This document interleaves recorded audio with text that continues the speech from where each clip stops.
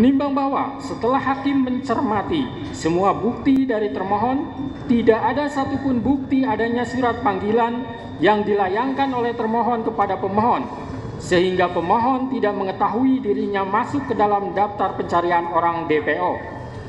Termohon hanya mendatangi rumah pemohon dan bertanya kepada ibu kandung pemohon yang bernama Saudari Kartini, yang mengatakan kepada penyidik bahwa Peggy Setiawan tidak ada di rumah dan sedang berada di Bandung, tanpa membawa surat panggilan untuk disampaikan kepada pemohon. Menimbang bahwa hakim tidak sependapat dengan dalil dari termohon yang mengatakan tidak perlu pemanggilan terhadap pemohon, karena menurut hakim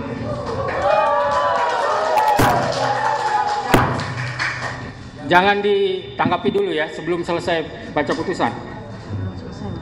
Saya lanjutkan. Menimbang bahwa hakim tidak sependapat dengan dalil dari termohon yang mengatakan tidak perlu pemanggilan terhadap pemohon, karena menurut hakim, pemohon dan keluarganya berhak mengetahui bahwa dirinya masuk ke dalam daftar pencarian orang DPO.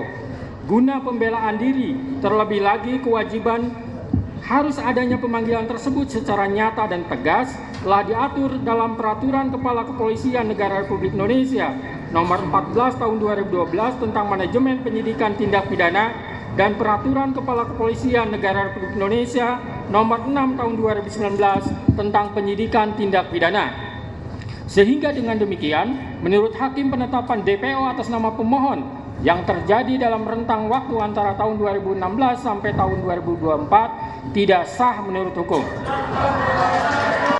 Menimbang bahwa oleh karena sebagaimana fakta di persidangan tidak ditemukan bukti satupun yang menunjukkan bahwa pemohon dalam penyidikan yang dilakukan oleh termohon pernah dilakukan pemeriksaan sebagai calon tersangka sebelum ditetapkan sebagai tersangka oleh termohon, maka menurut hakim penetapan tersangka atas pemohon haruslah dinyatakan tidak sah dan dinyatakan batal demi hukum.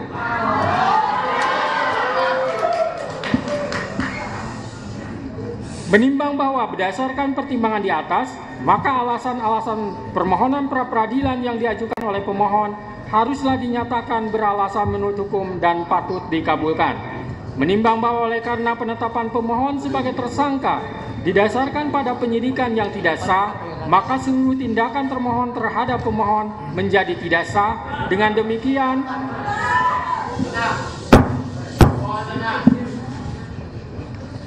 Dengan demikian petitum dalam permohonan pra-peradilan pemohon secara hukum dapat dikabulkan untuk seluruhnya.